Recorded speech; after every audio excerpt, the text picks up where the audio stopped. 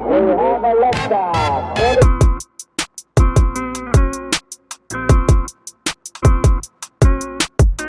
So, if you like more in-depth and where we go completely and break down the truth on all these issues, especially this narco world that's held to such a mysterious standard, please check out the link down below. It's in the description box or in the comments.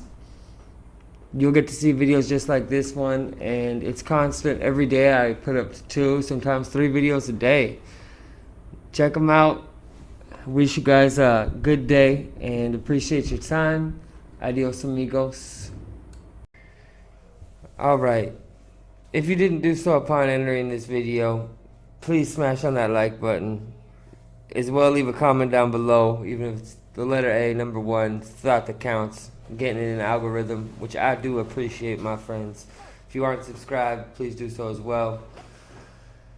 Well, to begin, we'll take away the fact that nothing comes with this life except for prison, death, and bad health, right? That narco life is nothing glamorous about it. If you're watching Netflix Narcos, turn it off, because nothing about that is actual factual. Now, with that being said, you take up the loyalty people have for one another, the friendships, especially, family gets ruined. That money, that blood money, if you want to call it that, just corrupts and turns rotten everything it touches, and that's an absolute.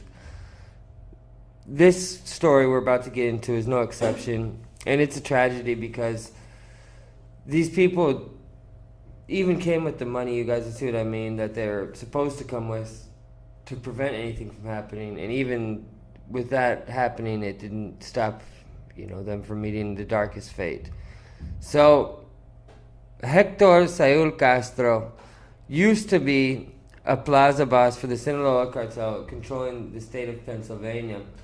And yes, they even separate parts of the United States into plaza bosses and areas of control for, of course, reasons of organization and people know who the boss is.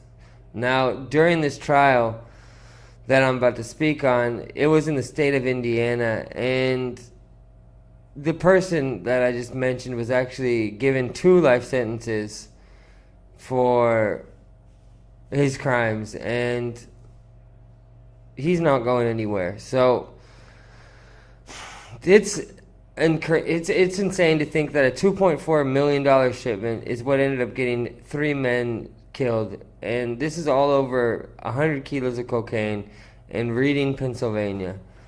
Now, during the trial, it came out that these men came up and paid for the shipment. So let me break down this story for you guys. Ovidio, Chapo's son, also known as El Raton, backs a drug shipment. When I say back, I mean he lets these people take this product on trust, right?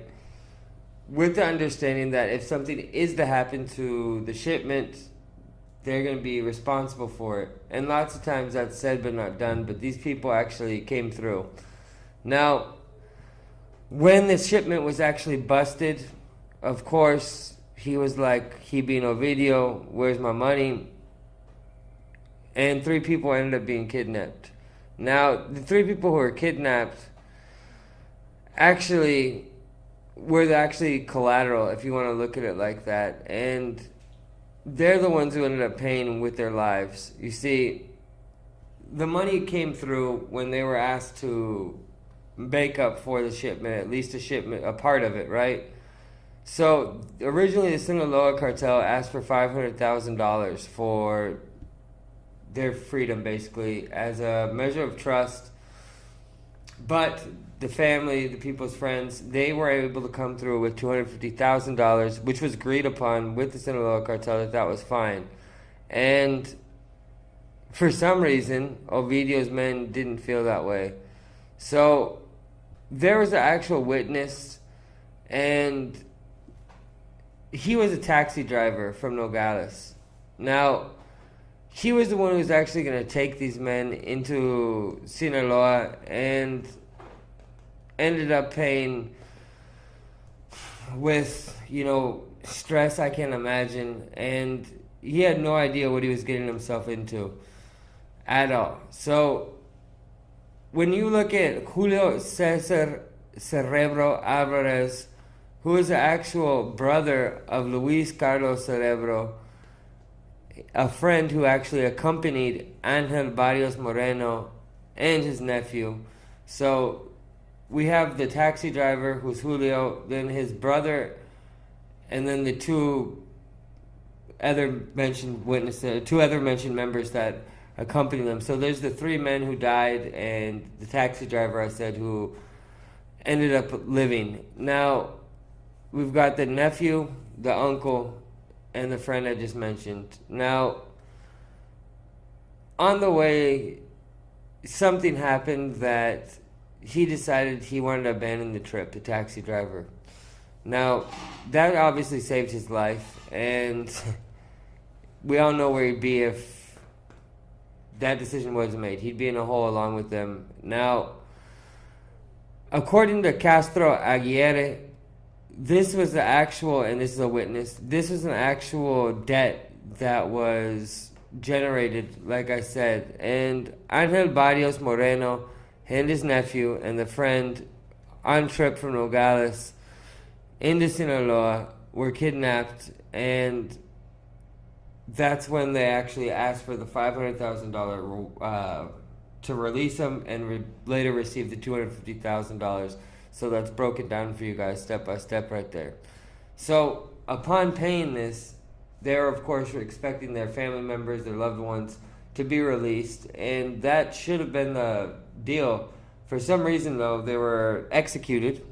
The money was kept, and I don't understand how, Ovidio's men, they're going to expect people to keep paying their ransoms. If people know they pay, they still get killed. They might as well just it sounds horrible, but cut their losses and not pay, right? Though, something sounds like it went wrong. I can't understand what could go so wrong that would get all three of them killed. But $2.4 million is a lot of money, right? Especially in the drug world. It's, people die for hundreds of dollars, especially here in Mexico. So you can imagine how many people that could get killed here, right? With that being said, these three men had already paid $250,000, so they're basically given it 10%, which is a very good measure of good faith, right? And if they could come up with that quick and in cash, I'm sure it wouldn't be hard for members of their family, other people, to at least come up with a cool million. The cartel's not even used to people coming through when they promise and they say, oh, yeah, well, if you lose that load, it's not normal that people come through with that quick a good percentage of the money, $250,000, and in cash, and bring it to them. They should have looked at that like, these people are really going out of their way to make things right. Taking advantage of it, not in like a bad way, but take advantage of the situation that, well, maybe we should work with these people. We'll get our money back eventually, and probably in a very short while. If they already came up with $250,000, they probably could have got to a deal with properties, things like that. Point being, they aren't getting anything now, are they? They're just going to get that $250,000, and I guarantee they aren't going to give them another penny. So it was a bad decision on both sides. One on the aspect killing them, of course, people aren't going to be wanting to keep paying you for ransoms, and two on the fact you aren't going to get any more of them out of them in particular after that. That's a guarantee. Puedes imaginar que la gente nadie va a querer seguir pagando ya, pero quizás sabiendo que si pagan igual te matan, pues que qué chiste de pagar. Ah, no, pues sí, de todas maneras te matan, ¿no? A fin de cuentas. Así es. Makes no sense at all. I don't really get it, but like I said, I feel something went wrong.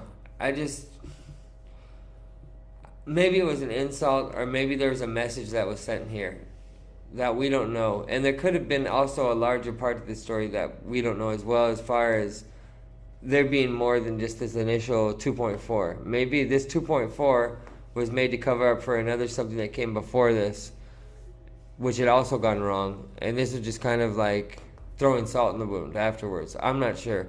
That's the really only thing, after running through my mind a while, what I could see happening that would not justify it, but kind of makes sense as far as why they do what they did. Especially because Chapo's faction isn't in particular known for being violent like that, but they are a cartel. They do kill people all the time. That's what they do. And even if they normally don't act like that, we also have to remember that these narco juniors are bringing a whole new level of violence into the game. And Chapo's sons are definitely no exception to that. In fact, that's one of the big changes people have noticed from the time his sons have taken over from him, is the level of violence and the willingness they are, to carry out violence over very small acts, which normally I would say be forgiven, but would be handled very differently before, when their father, for example, was in control of the same plaza. So, look, guys, just off that chance to make a quick buck, because you got to remember, it was 2.4, but that's the total cost of this drugs. That's not how much they were going to take away in profit. And I guarantee the actual people who were going to take away something in profit, they didn't plan on this happening, did they? So, for a couple $100,000 max profit, what happened? They could have just done a legal job and probably made that within a couple years. And I guarantee they're thinking that right now, from up above or wherever they are, because life is so short and it's such a gift. So to lose it or have it just thrown away, basically, is a shame. What a waste. So $800,000 basically is what each of their lives were worth at the end of the day, right? Little less than $1 million. Got all three of them murdered. 2.4. And this is a story that repeats itself every day, all throughout Mexico, all throughout the United States. And normally, like I said, for a whole lot less money. That's why, at the same time, it shouldn't be surprising to anyone that what happened, just due to the fact life's so cheap now, my friends. So if you haven't already, please smash on that like button, leave a comment down below, subscribe, click on that notification bell. I'll leave you guys with that thought. Que sea adiós a la raza, mi compa. Adiós, raza, y nos vemos próximamente en los videos. Así es, mi gente. Que sea adiós, mi compa. Un saludo, mi gente ahí. Estén al pendiente para los demás videos y no se droguen. Ánimo. Ánimo, buen consejos del compa. Alright, everybody. Sale vale. Let me find the mouse. There we go.